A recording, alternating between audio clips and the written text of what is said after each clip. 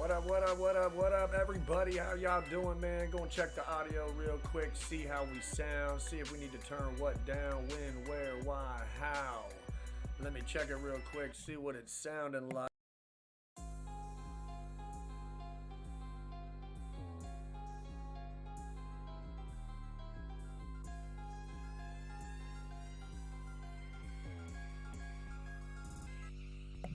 Alright, sounds like everything's good, man. Shout out to Yellow Boy Beats Production, sign SODMG Records, Soldier Boy, Greedy Money GMC, down in Miami getting that paper, boo boo.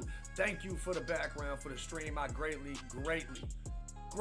appreciate it, fam. You are the best at what you do. Thank you for providing it. I will definitely give you that love and support the same that you show for me. Hopefully y'all are having a blessed day out there. Shout out to my wife. Gotta give a huge shout out to her. Today is our 6-year anniversary. My queen, I love you, baby.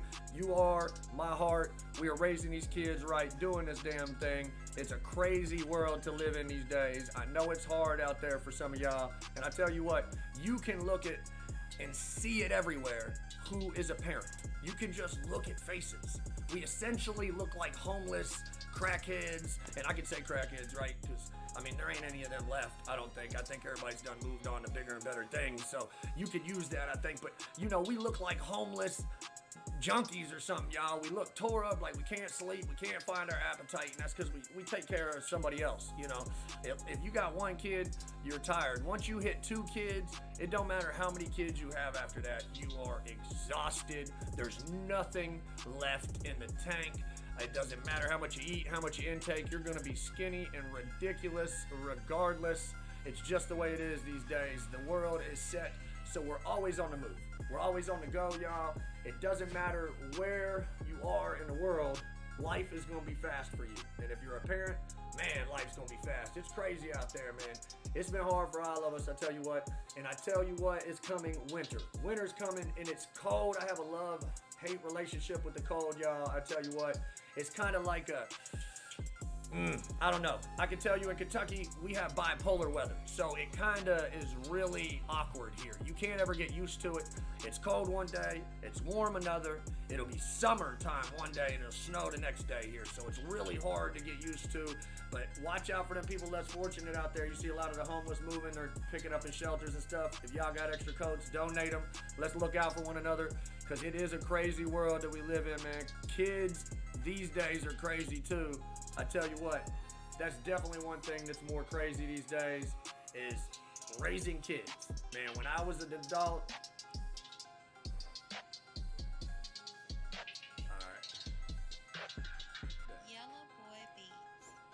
sorry, y'all. Trying to fix my audio a little bit. Turn this up a little bit. Yeah, when I was a kid, man, things seemed different. It seemed like you couldn't get in trouble as easy. Nowadays, it seems like there's a lot more for your kids to do to get in trouble. Kids themselves are crazier these days. They're doing a lot of crazy stuff. I'd never be walking in no grocery store, opening the top of an ice cream, licking it, and putting it back to film for social media. That just sounds ridiculous and stuff. There's a lot of those things that go around, and you know it is definitely because kids have got crazier. It's also become crazier to raise your kids these days because of the fact, I mean, you know, the alphabet soup out there, they're after you. It don't matter. Their job's literally to come and get them. And I tell you what, it is crazy out there for parents. Don't get me wrong. Some people, they just don't know how to raise kids. They don't need to be parents. They shouldn't be parents. All right. But it's absolutely crazy. It's hard to whoop your kids' butt these days. It's hard to yell at your kids. Sometimes you yell at your kids in public. People look at you like you're crazy. Like, nah, my kid just cussed at me. And I tell you what, back in my day, when I was a kid, man, my dad had got me. I'm telling you what, my dad would have got me if I'd have cussed at him in the middle of Walmart with people looking at him. Oh man, I tell you what, a lot of y'all feel that. Y'all know exactly what I'm talking about. Y'all parents would have been having you go pick a switch. They'd have grabbed the belt. Now these days, it's not the same. You know, you can't do all that to your kid. Nowadays, there's an alphabet for your kid, you know, so there's a reason why they're bad, and I get that some kids in that boat, but it seems like we highly medicating kids these days. Highly medicating kids these days, I tell you what. Early, too. Sometimes it just take a few years. Some kids need the help. I agree. Albeit, I know my kid's a little butt. All of them. I can't blame them none, no. I know their mom and dad. I know all the parents involved in the situation. I know what it took to make that baby. And I tell you what, my kids they're like that because they're me. I can't blame them none. But I'm gonna try to sculpt them. I'm gonna try to fix them. I tell you what, my little redhead Christopher, it's like he really ain't got no soul or something. Like he just angry about everything. He don't like much to eat. If you don't give him them couple things, oh man, I tell you what, it's chicken nuggets, ramen. He does like Happy Meals, you know, French fries. You know, he likes those things. There for a little while, he had the regular chicken nuggets. Y'all know the bag from Walmart. He had a big bag, you know, he was eating them. Then one day we took him to McDonald's and we got him a Happy Meal. Probably the worst thing in the world I have ever done was take that boy to McDonald's and get him a Happy Meal. Because the chicken nuggets that are at McDonald's probably made my kid addicted. I don't know. I don't understand. The breading, I get it there. It's delicious. I love the crunchiness of them too, you know. And well, I mean, I guess I can. You know, if I had a choice, I'd pick them same chicken nuggets. But my kid, after eating those, no longer wanted to eat the McDonald's chicken nuggets like that weren't McDonald's. You know, I would try to trick him like I used to and be like, yeah, these are from McDonald's, and I'd get him to Walmart ones. And, you know, throw them on a plate, heat them up in a microwave and trick him. Nah, when he actually went to McDonald's, it ruined that for me. Now he won't eat any kind of chicken nugget at all unless it comes from McDonald's, and he knows what they look, taste, feel, smell. He knows what it all is, okay? So you can't trick that boy at all. But I will tell you the one thing that he don't know is that he don't know what cereal be different like, because I definitely have got him tricked a few times. I bought the cheap Fruit Loops, put it in an expensive box. You know, I bought he likes the Reese's Puffs, so I'll go buy the off-brand Reese's Puffs and put it in the Reese's Puff bag because he'll only eat those ones. I've tricked him a few times, that is for sure. And I'm telling you, it's definitely getting crazier out there for us as parents, man. My kids talk to me some kind of way that I've never heard before. Like, and it's crazy because you'll try to correct them and they'll look at you like you the dummy. Like, nah, bro, like you the one that's not, nah, we ain't even gonna go there. No, I don't think so. Like my kids be talking about the most random stuff. You ever sit and listen to your kids? They be in their bedroom by themselves? Man, I tell you what, I heard my daughter tell my son, "Give me that back, you little fucker." Oh man, and from outside the room, I was like, ooh, I should be mad. I should go in there and kick the door. Kick the door down, be like, no, you ain't supposed to use that word. But then I'd be wrong. I'm spying, and I'm supposed to teach my kids you ain't supposed to be spying on nobody and listen to their conversations. Now, they was too loud. They shouldn't have been so loud. They didn't want me to hear it and yell at them. They should have been quieter. They should have heard how loud they were and knew, Daddy's going to hear that. I'm going to get my butt whooped. But they didn't. But at the same time, I thought back when I was a kid, man, the kind of stuff we said to each other when we weren't around our parents was probably just like that, you know? And I know that it was when I got older. It just seems like kids are doing these things younger. And what's crazy, I was in the car when my daughter was driving to school, and a song came on the radio, and it was bleeping out the cuss words that my kids were saying in the background. And I was like, whoa, no, stop. You know, no, you ain't saying those words. And they said, no, we're allowed to sing them because they're part of a song. And I was like, what? No, you ain't allowed to just use cuss words because they part of a song? You ain't about to say some of them words up in my house? And they said, well, mommy lets me. And I'm thinking, oh man. Now mind you, you know, I am part of a split household. My daughters I've had with my ex. My third daughter is my wife's daughter from her previous, and then we share our redhead son. Crazy that the meanest one is the one that we share that makes it to where we're a blended family, because man, it blends it pretty angry, like I tell you what. But I do love my family, but it's very hard for me to hear my kids say some of them words and be the way they are towards each other. I tell you what, It's crazy. So I try to correct them and try to mold them, but I swear it's so hard to teach a kid these days. It's like they've learned that they're not supposed to listen to you, or they've learned that they are only supposed to listen to their teachers. And I think the reality is that our kids have learned that we don't really have any power over them anymore. Like, we can't, tear them a new one. We can't, back in the day, I'll tell you, I remember as a kid, I remember getting such a bad punishment one time that it literally changed the history of my life. One time, my parents left me home. I was in 8th grade. All right, I was in 8th grade. We were living in Missouri. My parents went for a week TDY somewhere. They were in the military. They were planning on a move, so they went to go look at houses and stuff and left me home alone. And my dad left his truck there, and I knew where his keys were just in case of an emergency. Well, while they were gone, I took the truck multiple times. Went to friends' houses. All right, yes, I was that young. I mean, I was in a military family. You grow up quick, and I drove miles. I'm talking about, we lived out in the country. I probably drove 20 or 30 miles to a friend's house, probably 3-4 times while they were gone, and killed the gas tank. Parked it back, didn't think nothing about the gas. I was like, my dad won't notice. He don't remember how much gas he had in it. I chalked the lines every time I left it, the tires, so that every time I pulled back, I put it exactly back, so my dad wouldn't know that I moved his truck. Well, then I'm sitting there one night about to go to bed after my parents come home. The very night my parents come home, actually, from their trip. They come home from their trip, and I hear my dad yell up to me, "Christopher, get your ass down here," right? And when he does say this, I know I'm in trouble, right? And I know that I'm in trouble because he used my name. Usually he'd say a nickname for me, or shithead, or something, just something to get my attention. This time he used my full name. I was like, oh man, as a kid, when they use your full name, you're in trouble. The same thing now. If you're married and your wife uses your full name, you're either getting a divorce or you're sleeping on the couch. That's what you got left at that point.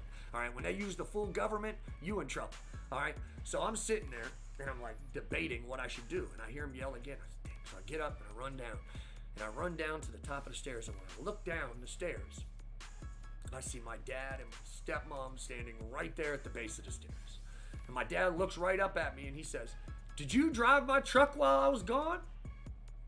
And as a dumb 8th grader, I thought, there's no way he knows that specific knowledge, and there's a specific reason why he's asking me that one question in this moment. I said, "Nope, never touched it. I don't know what you're talking about." He goes, "Really?" And I take 2-3 steps down the stairs because he looks over to the left, and I couldn't see, but to the left was our front door. And at the front door was our neighbor. Oh man, when I saw my neighbor's face, I knew I was in for it. Because I knew I could lie. And I knew that guy didn't come over to do so. That guy came over to snitch on me, okay? So, he did.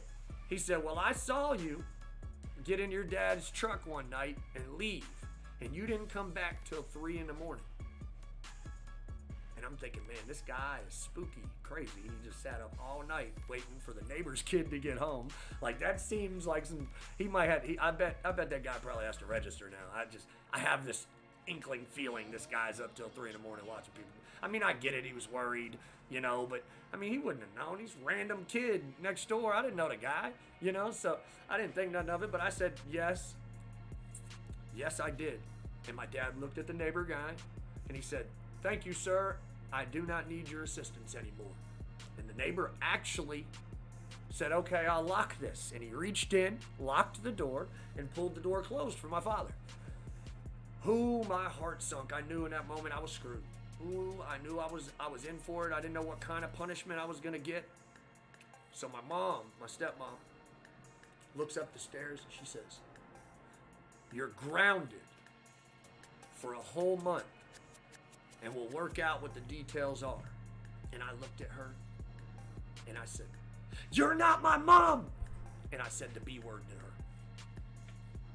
Oh man, I seen my dad jump real quick, and I saw the glint in his eyes, So I took my chance and I bolted down the stairs between them, pushed them to the side, unlocked the front door, and took off running out the front door, right? And I'm running out the front door, and I didn't realize my dad could run that quick. I mean, that man was like a fucking cheetah. He was, that man was on me like white on rice, I tell you what. And he grabbed the back of my damn shirt right here on the collar when I was mid-stride and grabbed it, and my feet came up out from under me. I was like, shh. Boom, he slammed me to the ground, and I said, F that, she's not my effing mom. F that B. So, boop. My dad decked me in the eyes so hard, I swear he brought me back 3 weeks. I was so stunned, not just that my dad hit me, but damn, that man could hit. I thought he was a pussy. Yeah, man. He clocked me so hard, I am telling you, I was 3 weeks dumb. I'm telling you, I was like a baby. I started crying, got up, started running like I didn't have nowhere to go, but dang it, I was running, and I was probably running to the unsafest house that I thought was the safest. I just got decked in the eye, ran in the front door, ran up the stairs, laid down in bed. I'm telling you what, that was a very traumatic event in my life, and that changed the course of my history. I'm telling you, I cussed a whole lot just now around my dad. I didn't cuss around him no more. I mean, even to this day, when I'm calling him on the phone and I'm talking to him, when I slip out a cuss word on the phone, I feel like someone smacks me. Like I feel like someone just punches me in the face and reminds me, hey, dummy, you talking to your dad? What you doing? You know? I mean, but the man did instill some fear in me, and it was needed. Now that I'm an adult, I look back and I realize, God, I needed that. I needed that in order to stop the path that I was on. These days, it's hard to do that with kids. You can't. You used to be able to call the cops. They'd come get them, scare some fear into them, slap some cuffs on them, tell them that they're going to go to jail for the rest of their lives if they don't start listening to their parents and stuff, But no, man, that's not the way it is anymore. You can't do that. The world's crazier to live in. It's crazier to raise your kids in. And there's no way to instill fear into your kids to where they're too scared to go do something that they really want to do. And I know I'm not the only one that feels that. Like, I know every one of y'all feel that there's no way in the world to raise kids these days without doing just a whole lot of yelling. Like, I swear, I'm the most yelling person I know, y'all. I mean, it makes me go 0 to 100 real quick. And it's because at home, I have 4 kids that I've repeatedly told the same thing to 1,000 times. And then I go out in public and see one of y'all doing it and you act stupid. And well, damn it. I mean, what am I supposed to do? I'm going to yell at you about it. I mean, it's 1,001 now. I know that y'all weren't part of the problem, but I mean, shit, by now, some of y'all should have learned the same problems, and fixed them. I'm just messing with y'all. But for real, though, it is hard out there to be a parent and raise kids. Like, it really is. Everything's got so much more expensive. It's just got harder to deal with, as a parent, just in general. Wages haven't caught up. It's nuts. And I want to give a big shout out, my boy. He helped me out on Thanksgiving, my boy out. He also is trying to bring the union to where he works, which they'll find out soon enough when he makes it happen. I just want to give a big shout out to him. I hope you make it happen, bro. I hope everything works out, and I hope you get that top position, big dog. Hopefully you get some paper, boo-boo, make sure that happens for your family, that's for sure. Let me check this audio real quick.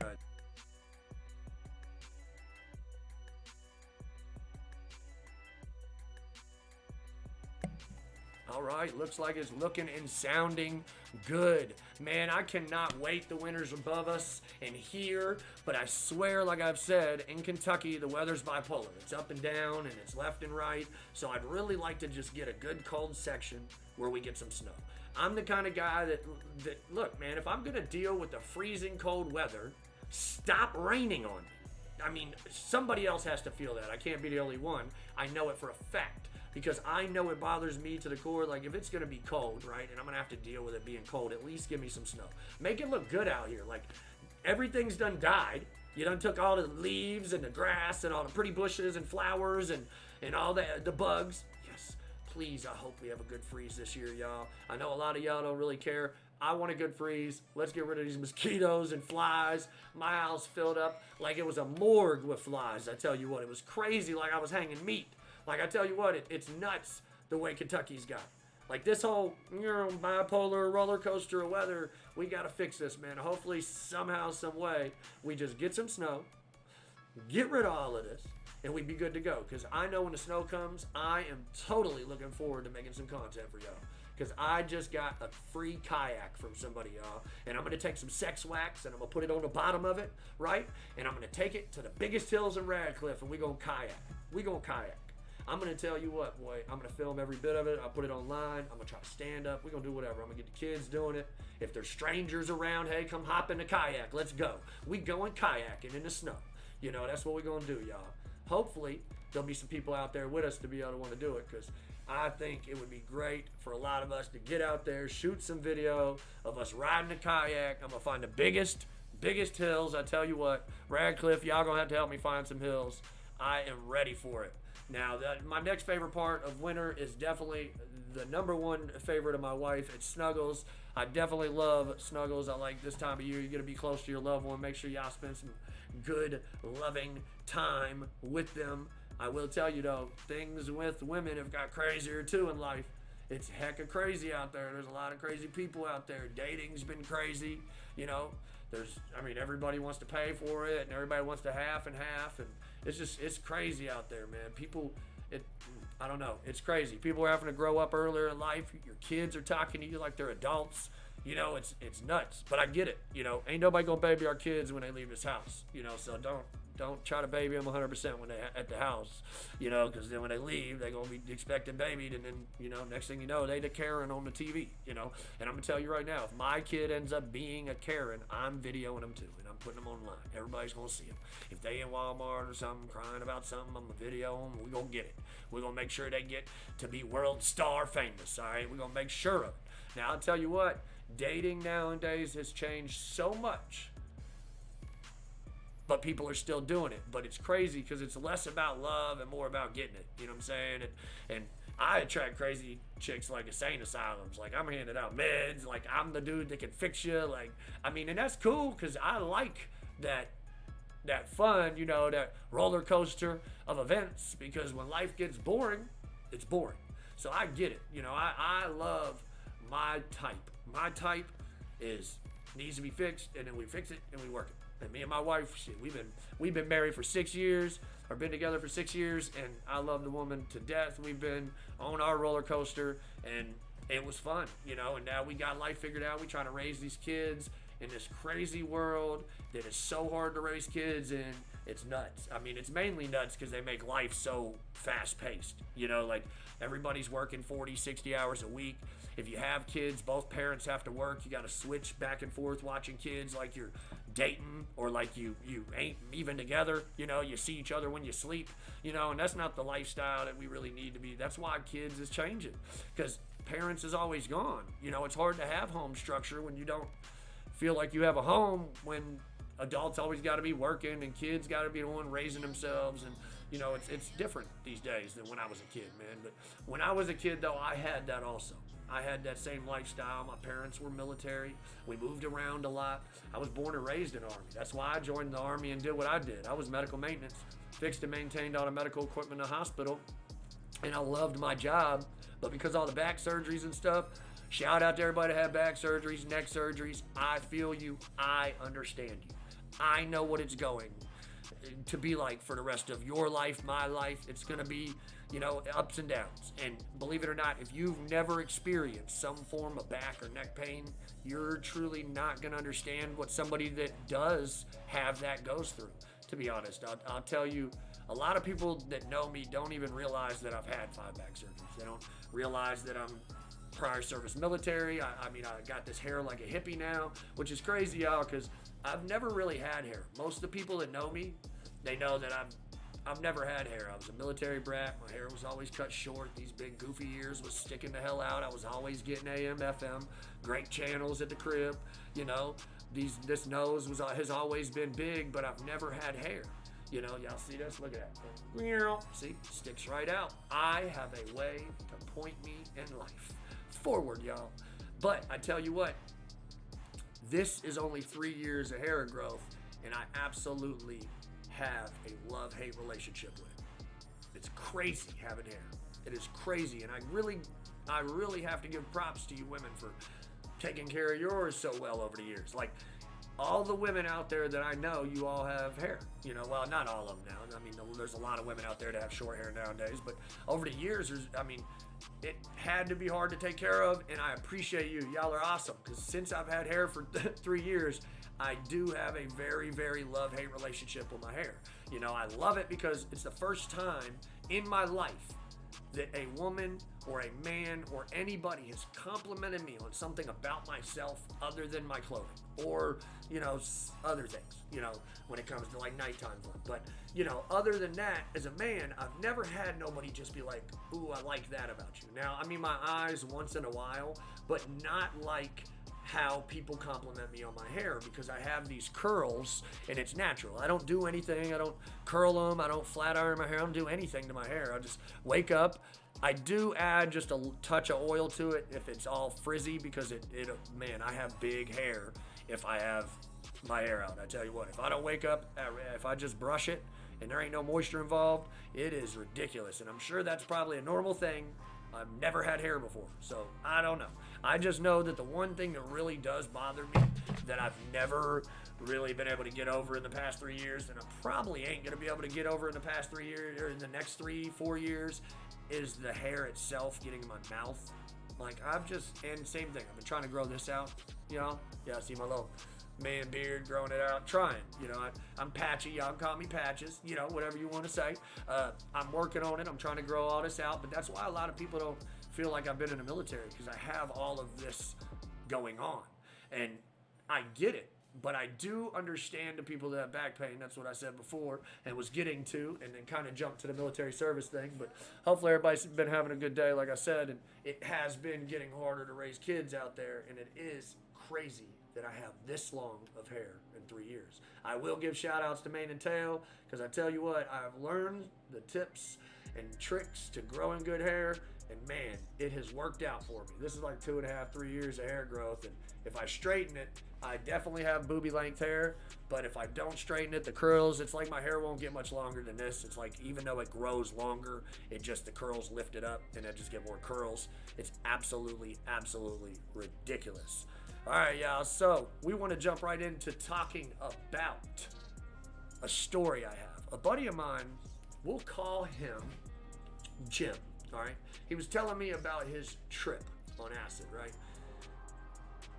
And I've been thinking for a long time, man, that would be something cool to try, but I never ever tried it, okay? I've never tried it, and I haven't tried it for a lot of reasons.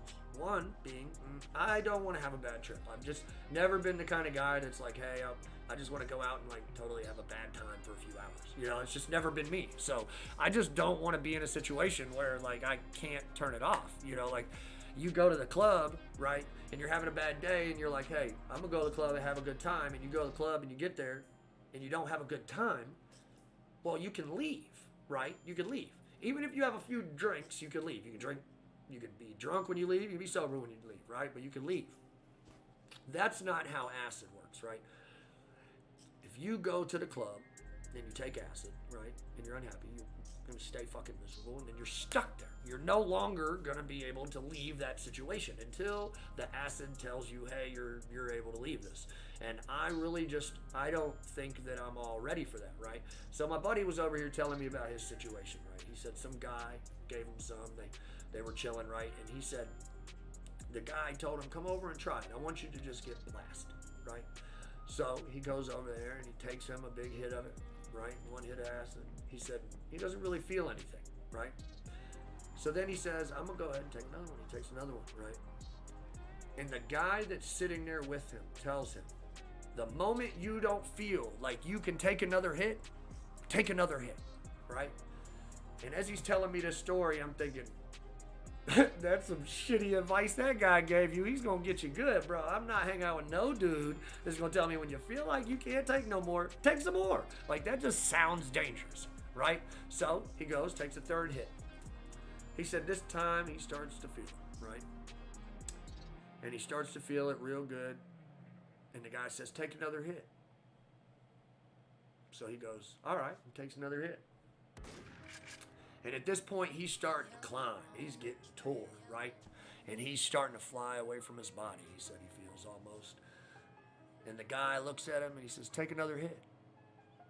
And my boy Jim says, oh, I can't take another hit. Jim's buddy looks at him and he says, well, take another hit then. Yeah, you're good. Heck yeah, it's a perfect time to do what I said. Take another one when you don't think you can take another one. So Jim reaches over, he grabs it, takes him another hit, falls back on his back. Everything's still in his hands. The guy grabs it. He's kind of coherent, talking to him. And he says, I'm gone.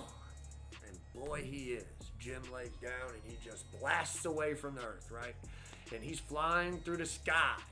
And he says that he only feels like he is just a ball of energy, a ball of light, a star, one single star. He is no longer Jim. He is a star. He is just energy. Jim is gone. Just energy, and he is flying through the atmosphere, just flying, and all he sees is other stars, and he's flying and flying and flying and flying. And he said that it just went to a crazy colors and purples, and everything was so crazy that he realized that everything was so interconnected and everything was just energy, and that everything was based off vibes and feelings. And I tell you what, I would have lost it. That's the time that I would have been like, what the is going on? Like, I would be losing my marbles. I wouldn't be able to handle it. I don't know, like, bro, I'm me, right? So if I get jacked up and I'm thinking I'm not me, that would make me crazy. Like, I would start thinking, oh, wait, am I me? Am I not me? Like, are you Jim? Are you not Jim? Is this story your story or not your story, Jim? Or KOOP? All right, that was the story, and that scared me away from acid again. Like, I don't know. He came over here to try and talk me into it, and I feel like that just scared me even farther away from a drug like that, man. And what's crazy is shrooms to me aren't like that. Shrooms, you can take micro doses of shrooms, and I've heard a lot of things about shrooms, guys and gals, because here recently they've been making it legal all over the U.S. Like, you can buy chocolate bars, and you can buy caps of this and caps of that. I mean, you can get penis envy shrooms. Penis envy shrooms. They look like little penises, all right? Literally, I swear to you, they look like little penises, all right? And this is the stuff that makes you better. I get it, because I, myself, have dabbled with mushrooms. Now, there's only been a couple times in my life that I've ever dabbled with them. One time being in high school, I dabbled with them by just faking that I did them and pretending to die and scaring somebody. And that was an absolutely great story, because they were all on shrooms. I wasn't. They thought I died. It was miserable for them. I thought it was funny. Oh my God, they were freaking. God, that's a great story. I completely forgot about that, y'all. Maybe I'll get into the nitty gritty of that, but that's the gist of the story, y'all. It was hilarious. You should have seen it, bro. I'm telling you, they was calling people. They was trying to get an ambulance there. They was all tripping. Oh, man, it was great when the police showed up. Y'all should have seen it. Man, it was crazy. My buddy picked his old lady up, chucked her off the porch. Well, actually, it's my buddy's old lady picked him up and chucked him off the porch through the front window of the car while the police was there. It was absolutely funny. Absolutely dying. But that was only one time. Then the other time I messed with him, y'all, we was at the house, and some buddies of mine were coming over, and they were like, yo, you want to go fishing, right? So we were like, yeah, we're going to go fishing. So we loaded up and went and got everything from the store that we needed to go fishing, because it'd been a while since we'd been fishing, so we had to go grab a few things, grab fishing licenses so that when the police stop us, we don't get in trouble. You know, we got to make sure we own the up and up. Got to make sure you pay your dues to the government. Speaking of taxes, man, I hope they do stop taking money out of my taxes for work, y'all. I tell you what. That's another topic, but we don't get into the nitty gritty, but I hope that does go through, y'all. Real talk. But, so I was out here, and we came to the house real quick, and I was like, man, I got some shroomies, man. Y'all want to take some shrooms? So, you know, everybody, except for a responsible adult that was in charge of everybody, all the kids, all of us kids, they watched us, you know, and we all ate a couple, and to be honest, I was like, well, I'm not sure how much to really take for a micro, or how strong these mushrooms are, so I just, you know, got a little fucking handful and ate them, you know, down the hatch, you know. Man, some people don't really like the taste of them, and I get it because it's a mushroom, you know, but there's a lot of good ways to make them. If you steep them for an hour, hour and a half, and then pull the shrooms out, put hot cocoa pack in it, perfect. I'll tell you what, my old lady loved that way. That's the way to take all of that away. But the truth is, mushrooms are a weird thing. Like, if you look online and watch documentaries about mushrooms, they'll tell you that mushrooms are interconnected. Like, the root systems underneath the trees and stuff that connect them all, and that they send energy to each other. And it really makes you wonder about mushrooms, because mushrooms have a amazing, amazing power to heal, in a sense. Like, especially in the mental mind aspect. Like, it's weird. I think that's why they're doing a lot more studies in different states and making it legal for mental health reasons and stuff. And weed's becoming legal everywhere. I mean, here in Kentucky, you can have up to 8 ounces and it be a misdemeanor. And if you get charged and you have a legal medical marijuana card and you've went to a legal place to purchase weed from out of state, which sounds dangerous going out of state and coming back. Ain't that like going across state lines with illegal products, you know, or something? But anyway, supposedly the governor will he'll pardon you, and I think that's amazing because it's a very big help for the medical community. There's a lot of people that suffer from asthma that it probably wouldn't be good for, you know, but the aspects of the THC and other things, the chemicals that are in it, if made into a non-smoke form, help a lot of people also. I smoke, but I would prefer to see a lot of kids that have issues with epilepsy and other things be taking oil drops or whatever, tinctures. And to be honest, I've seen the studies and they really help these kids. There's a lot of people out there that are on these that really are impacted on a daily basis. And big pharma companies are the companies that really lose out when that happens. That's the absolute truth of it. Big pharma companies are the companies that lose money when these kind of things, natural things that grow in the ground, that are super easy to cultivate and grow anywhere, when these things are made available for the entire public, it fixes a lot of issues that they make a lot of money on. That's the facts. So people always wonder, well, why, if weed's bad for you, or if weed's good for you, then why has it always been illegal? Well, because of big pharma, because of other alcohol and tobacco companies don't want it either.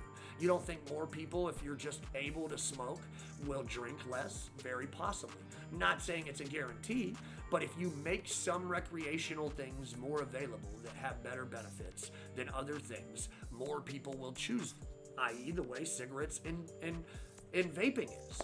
You know, I mean, people all the time talk about vaping's bad for you. But the flip of the coin is that cigarettes are worse, right? Now, don't get me wrong, you run into other problems that you run into with vaping that you don't with cigarettes, and vice versa. That's the nature of the beast, though. You can't always be safe in every situation or alternative, and I get that. Safest alternative, quit, guys. I don't promote it. I know that I do some things that I would like to quit myself. I've been trying to quit smoking cigarettes, and I've been trying fairly hard, but not really. It just all depends. I've worked on it for years, you know, and I've just been a daily smoker, so it's been hard for me to quit. But I do plan on quitting, and I've slowly been cutting back and slowly starting to do so, you know. But if weed wasn't more available for people, some of those things would be harder to quit. Because some people don't want to take a bunch of pharmaceutical things. And again, that's where you get to those issues. Pharmaceutical companies are the reason why they are and have been unavailable for people for treatment. The natural ways people have done for years. It's just, that's the things that you gotta to look at. It's just like people are like, well, look at all the downfalls of weed. Well, look at all the downfalls of taking Tylenol. I mean, look at all the downfalls of taking any kind of drug. Like, have you guys not watched a commercial, bro?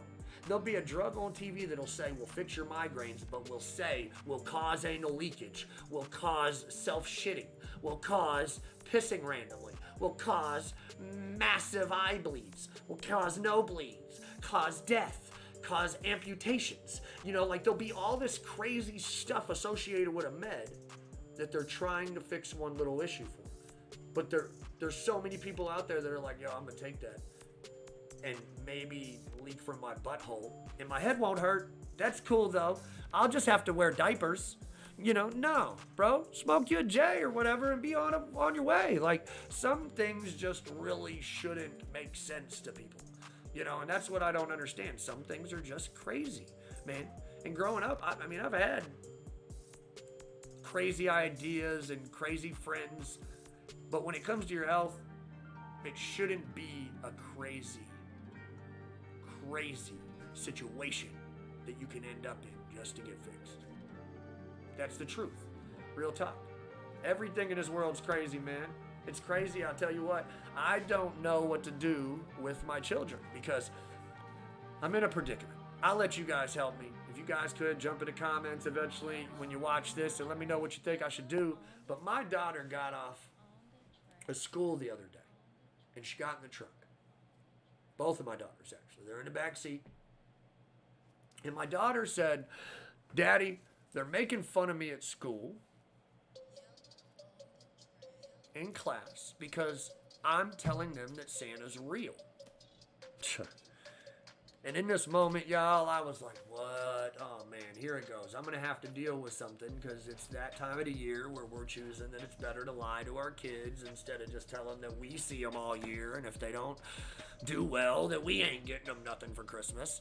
Instead of doing that, we're telling them, hey, some fat old guy that likes to give shit to kids, likes to sneak in our house and give shit to kids, watches you all year long with his magical ball or powers and creepily lets us know by not giving you anything at the end of the year if you were good or bad. That's the way we lie to our kids. Well, anyway, my child gets off school and says, everybody's making fun of me, Dad, and says that Santa's not real and this and that. Is Santa real?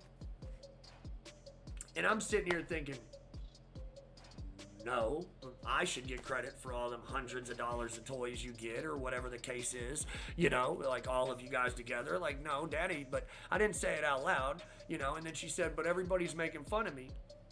And I really didn't know what to do. Like, do you in that moment lie to your kid, right, and say, yes, honey, Santa's real. You should believe in it, even if every other kid in your class has legit parents that told him, no, Santa's not real, and has proved it time and time again.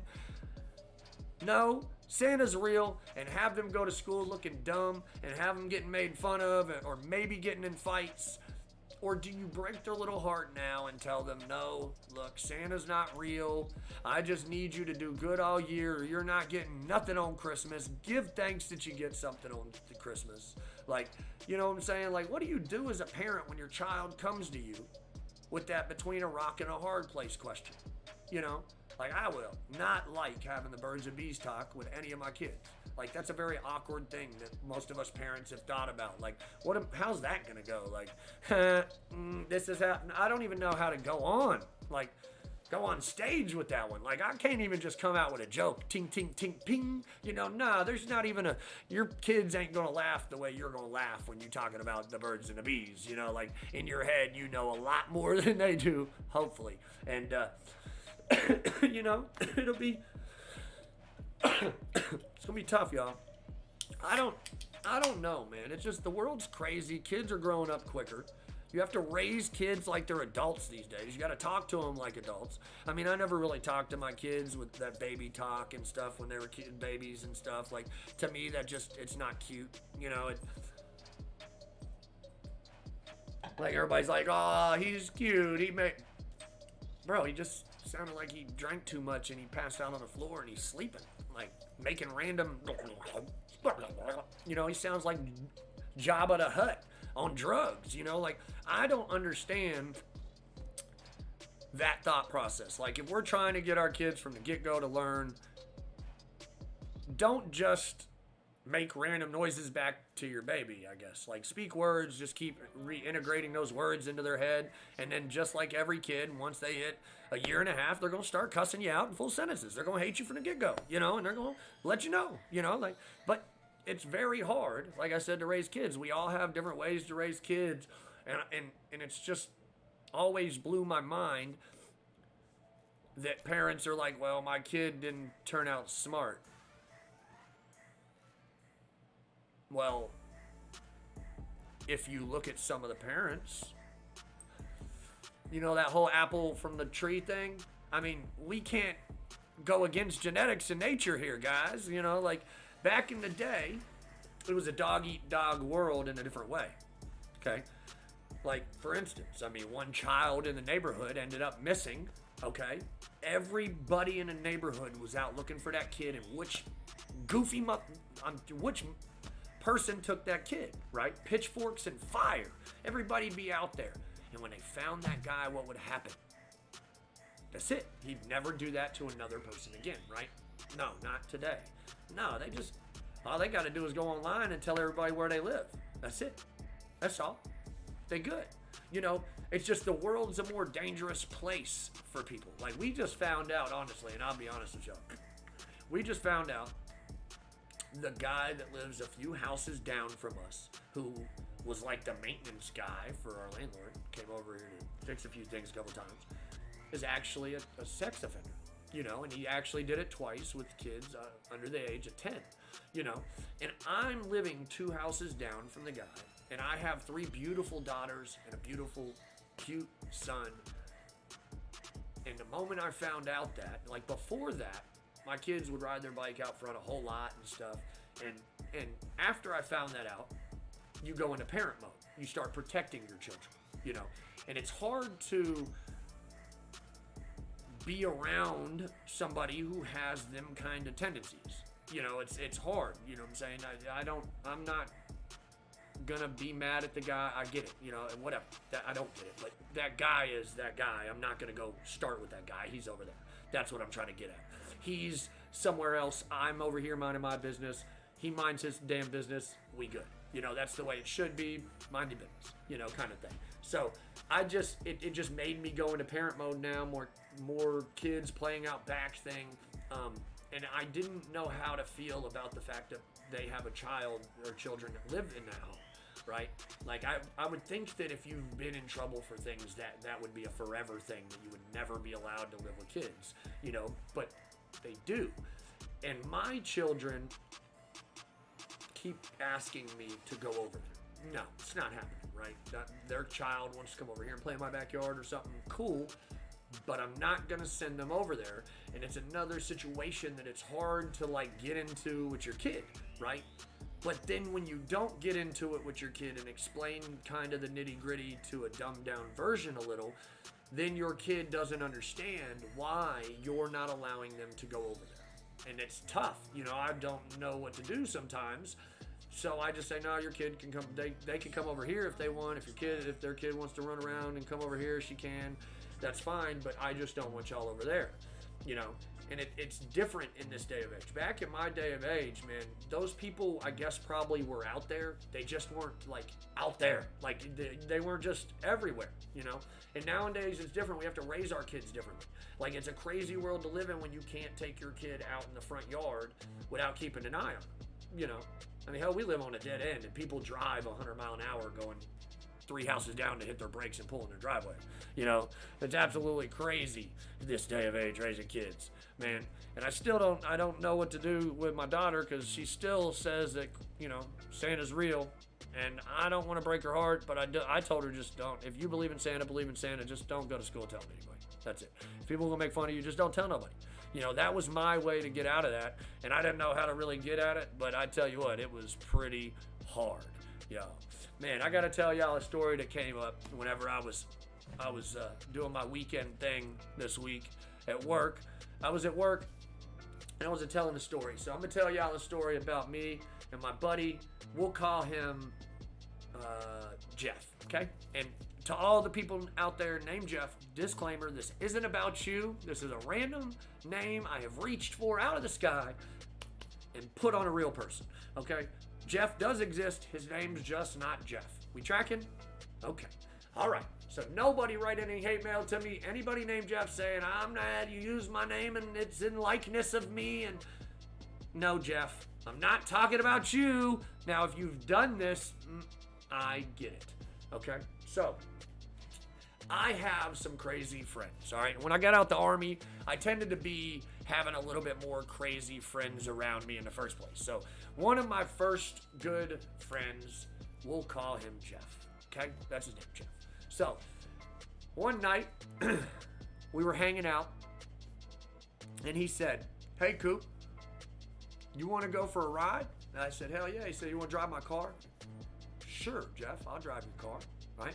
He said, cool, because I've been drinking. And I said, cool, I don't want no DUI, so I ain't been, I'll drive. He said, cool. Well, mind you, I didn't know at the time that he had a tarp in the trunk and a gun, a rifle, next to the passenger seat, right? So I get in the car, and we're driving down highway, I don't want to say. So we were driving down a road, right? This long highway right around here where it's real dark at night. And there's these big fields off to the sides, tank trails and stuff, right? So we're driving down the road. Mind you, I had no idea any of this was going to happen, okay? Anybody listen, police, whoever be watching my channel, I didn't know this was going to happen, okay? So do not get on to me about it, okay? So I was driving down the highway, right? Not telling you which one. Driving down the highway. And I know for a fact there's deer, right? They're everywhere all the time at night. That's why we're driving down this road apparently, and I didn't know that at the time, right? And we had the sunroof open. It was a beautiful night. So we're driving down the road, and my buddy Jeff, he says, turn your brights on. And so I did, right? And we just start going down this patch of highway where there's nothing but a big field for like a whole mile, right? And we just hit that patch. And he jumps up out the sunroof. And I didn't notice that he had grabbed the rifle from beside his seat, right? And he was perched on top of the car. I thought he was just up there hanging out while I'm driving, enjoying life, you know, being a crazy friend like we always did as kids, hanging out of windows, hanging out of sunroofs, moonroofs, whatever you call them, okay? Nope, the man had a gun, right? And when I turned them bright lights on, all the deer's eyes lit up and they all stopped. And I was driving, listening to music, jamming, thinking he was up there jamming, and all I heard was, boom! He pulled the trigger. I didn't know he had a rifle up there. I was scared. I thought somebody shot at us, right? So I hit my brakes. Freaked out. Oh, Jeff went up, boop, boop, boop, boop, flying. That's when I noticed Jeff had a gun. When Jeff went down the front of the video, oh man, I wish I still did have the video. So anyway, that's when I seen it. He went down the front of the window shield, okay? And I had the video because I used to have we had a cam in his car for, you know, if anything ever happened, you know. But he down over the front of the hood, in front of the car. He pops up, has a gun in his hand, right? People are driving by us. Oh my God. He takes off, and when he's taking off, I'm yelling out the window, "What are you doing, Jeff?" He says, "Just drive. Come back and get me." I'm freaking out, man. This guy just popped up out the sunroof, took a shot at something. I slammed on my brakes. The guy's tumbling over the front of the car onto the road. Car's driving by honking while he's up there standing up with his gun saying, "I'm good." Right? I'm freaking. I'm losing it, man. I didn't know what to do, right? I was lost. So what I did was I just drove. I drove all the way up the road, came all the way back, right? And I'm freaking out, man, because I didn't know what to do. Like, Jeff disappeared off into the wood line, and I'm driving his car. Mind you, at the time, I didn't have a license. I don't think there was insurance on the vehicle, and I'm just driving, you know, and I know there's an open container in the car because I know Jeff wasn't holding it when he tumbled over the front of the video. I mean, in the window, you know. I say it at the video because when I drove for that 3 hours, I sat there watching the video, you know, over and over again because I didn't know what to do. Like, my phone didn't have any service. Jeff's phone, I know he had it. He used it as a light, but my phone didn't have any service. Then it died. So I'm driving back and forth up and down this highway, listening to music quietly, freaking out. And I'm telling you, 3 or 4 hours driving up and down this damn road. And out of nowhere, a deer runs in front of me, and I go to slam on my brakes, and Jeff runs in front of me too, right? And then when I come to a screeching stop, he puts his arms up like this, and the deer scurries off, and he yells at me, "Damn it, you made me lose him," right? Then he gets in the car, and I'm freaking out. I'm like, "Jeff, where the hell you been? I thought I was gonna get whipped, pulled over and shit," right? I'm like, "Where the hell you been?" He said, "Bro, I shot the deer. The deer went," because I watched it. I was watching forward, right? When I slammed on brakes. When he shot, I watched the deer and the headlights drop, so I knew that that's what he did, was shoot a deer or something. It was I saw the eyes just in the dark. So he said the deer jumped back up. As soon as he got to it, he said, "Man, I walked up to that damn deer, and as soon as I got down to touch it, it jumped up, scared the shit out of me. I pissed all over myself, and it ran away." And he said, I know I shot it because it was bloody. And so he used his flashlight on his phone to track it. And he tracked it for like 3 hours, 4 hours. And I guess the deer never died, because that was the deer that was bolting across the road when I almost hit the deer and hit him. And I'm telling you, these are the kind of friends that was around me when I first got out the Army. Like, crazy friends. Like, I know what, boy, I have a couple stories to tell you about my boy Ampton. All right. So my boy Ampton, one time, we were over his house and we were drinking.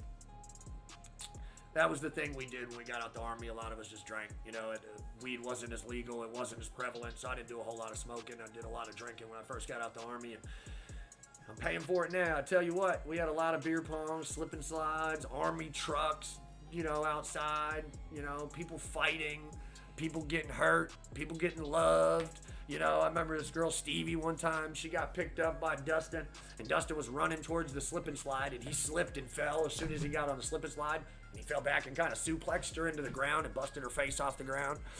I remember one time they was going down a slip and slide and hit the tent stake, cut her leg open real bad, had to get stitches and stuff.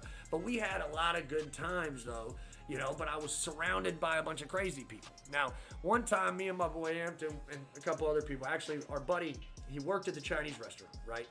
He, I don't remember his name. Hold on, wait. It was Chang or something like that. I can't remember now, but well, he worked at a Chinese restaurant, legit Chinese guy, you know, or somewhere from right around there. And he was over, and he was like, man, hanging out with some crazy white dudes for sure, because Hampton wanted us to get this goat that was in his backyard, right? He had a bunch of goats running around for some reason. He's one of them dudes that sees something online, funny, cute, whatever it is. He's a random purchaser, okay? You know, that he also has Army Deuce and a half truck that is his personal own vehicle that he drives around on a regular, you know? So he has this in his house, and he's trying to corral these goats, and he doesn't have actual flashlights. All he has is guns that have mounted flashlights on them. Right? So he hands us all, when we first get there, these guns, turns the flashlight on, and says, "Come on, we got to go get this deer, or these goats." And we're freaking out, like, what are we doing? You hand us loaded guns and stuff to go get some goats in the backyard? Like, I ain't even eating goat. Like, what are we talking about here, bro? I'm not here to do none of that. You know, I'm drunk, you know, and he ends up bringing them out there, and actually, it turned out to be a good time. He just wanted us to run and tackle these goats. I'm not sure what it was about it. Like, he wanted us to tackle them and get them corralled for him. So it ended up being a pretty good time, but it was so weird running and chasing animals in the backyard with a weapon, because these are the kind of friends I had, all right? Now, one time we were with him, right? And so he was too drunk to drive, and he looks at my buddy Dustin, and he says, "Hey, you and Coop want to go get cigarettes from Dodge's?" Mind you, Dodge is the only store open anywhere around where we lived at the time, and it was a good 20-minute drive, 15, well, not really, it's probably 10-minute drive, 15-minute drive when you're drunk. So he asked Dustin was a sober one. So Dustin said, yeah, and we loaded up in the car, and we were waiting for Hampton. And Hampton, he, mind you, took a little bit longer than everybody else, and we figured out why. It was because the man was loading up an AK-74 in his room. So then he comes out, jumps in the car, tosses the AK-74 over on Dustin, says, "Let's roll," right? Why in the world would you need an AK-74 to go to Dodge's when you're drunk to get something to drink and get a pack of cigarettes. I don't know, right? So I'm thinking, like, man, this is kind of crazy. This is the first couple times I'd met Hampton, right? I was kind of like, what is going on with this guy, right? So, mind you, like the second time I've hung out with him, first time was chasing goats. Second time, we're going to Dodges. So we're going to Dodges, and on the way there, we're like, bro, we're totally gonna go to jail, bro. Like, why do you have this? And he's like, no, he's got the gun in. Fuck that, man. Nah, we get pulled over, man. I'm jumping out shooting. Bro, pull over. Pull over, bro. Let me out. Let me out right now. I'm not dying. Not today, Satan. You ain't about to get me with your crazy stuff. Nope, nope. I don't think so. Like, and I think he was just BSing. But he probably wasn't, to be honest, guys, because he's really that way. Like, this guy, I think he was serious, okay? He was probably serial. I'm glad the night went the way it did, because it ended up being a great night, kind of. On the way home, there's this hill on Hobbs Reeser where if you get enough speed, you'll jump, right? If you get too much speed, you'll jump really far. So, well, what happened was he went down that road, and he hit the gas. Well, really, it was more his fault, but Dustin was driving, or maybe he was driving by this point. He was sobered up or something. I don't know. He was driving, and he hit the hill going way too fast, man. And I'm telling you, my ass came up off the seat. We had so much air. I mean, this hill is bad. Like, if you hit it, you'll drop your transmission and your oil pan on the ground, and you'll break it everywhere. I'm telling you, you'll leak everything out.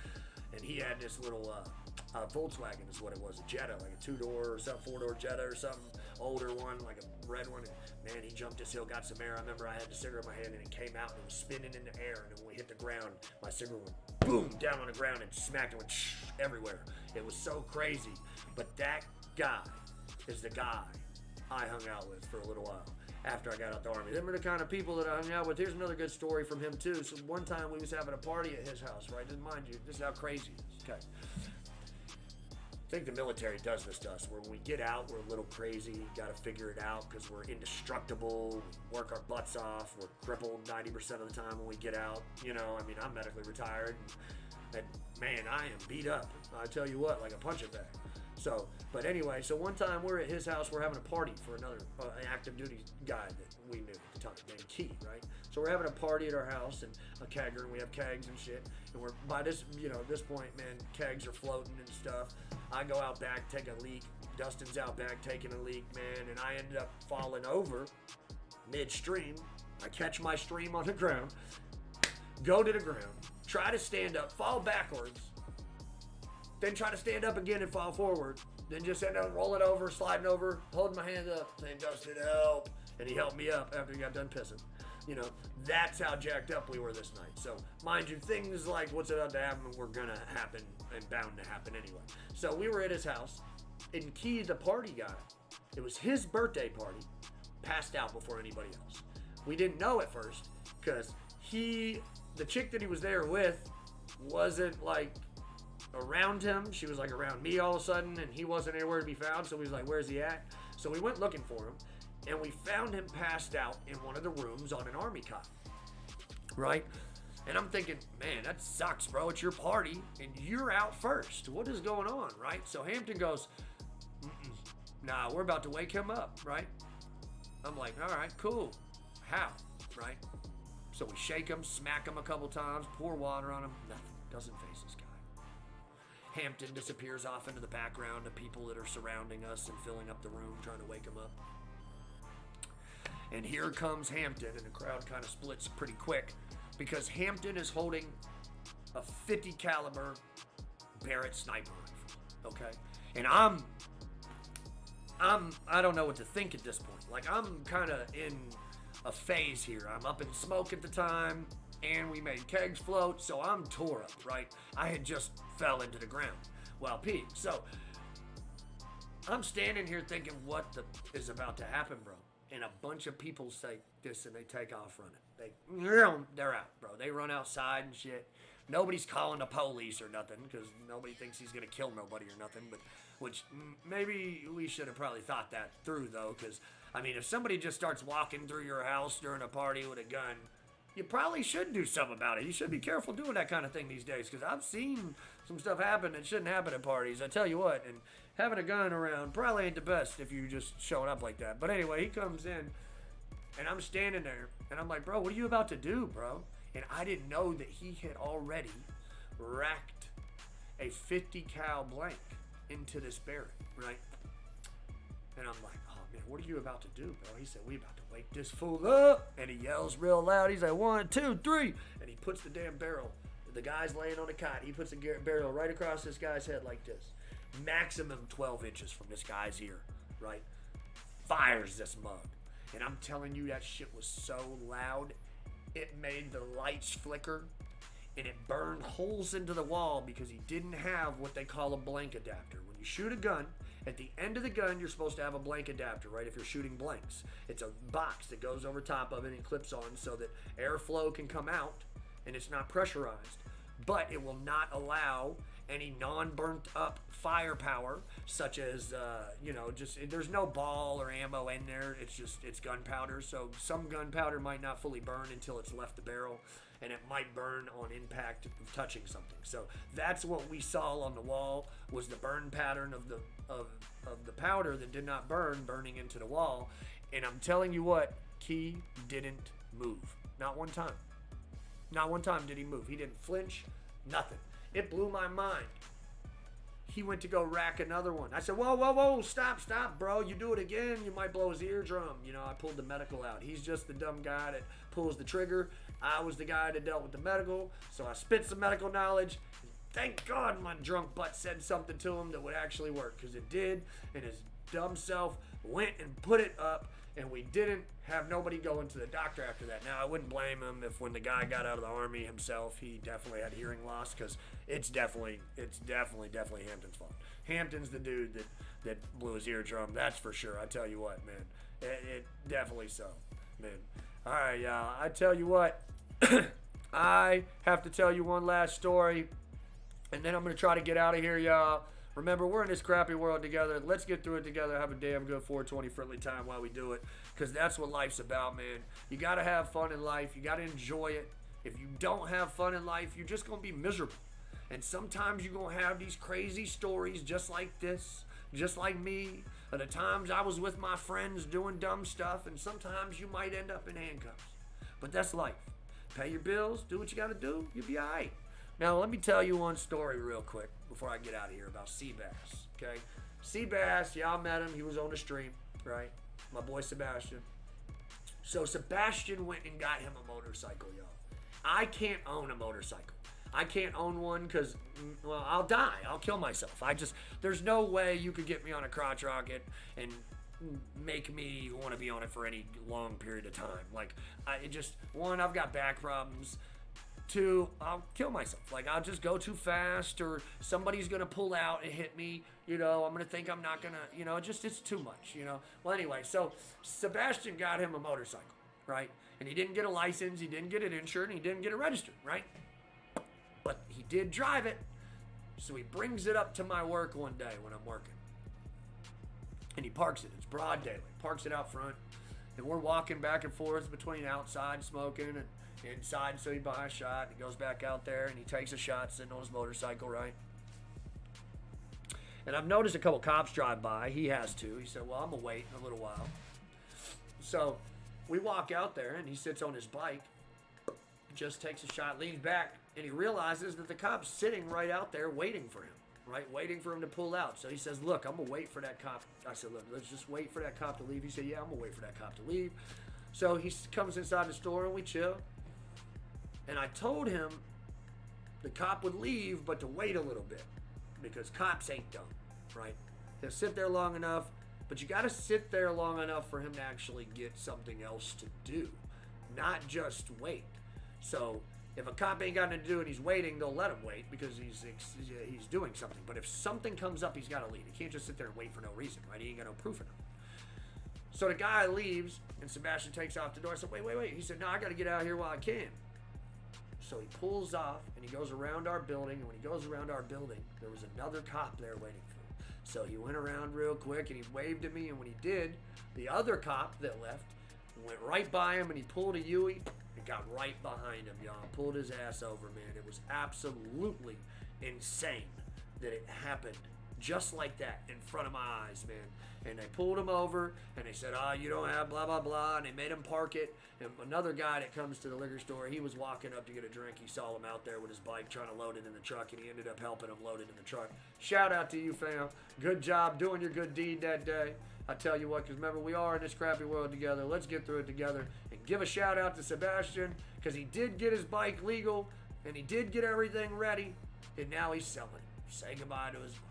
All right, y'all. Hopefully y'all had a good day listening to my stories and such and my thoughts and my process. Hopefully y'all have a great, wonderful day, and we will see y'all next time when we go live on KSG Adventures and more on YouTube. Y'all check the Facebook out. Y'all check out the Instagram, the TikTok. Just look up KSG Adventures. That is all you need to do, and you will find us. Again, big shout out to my wife. It is our 6-year anniversary, and I love her so much. I will see y'all next time. Later, y'all. Love y'all. Bye-bye.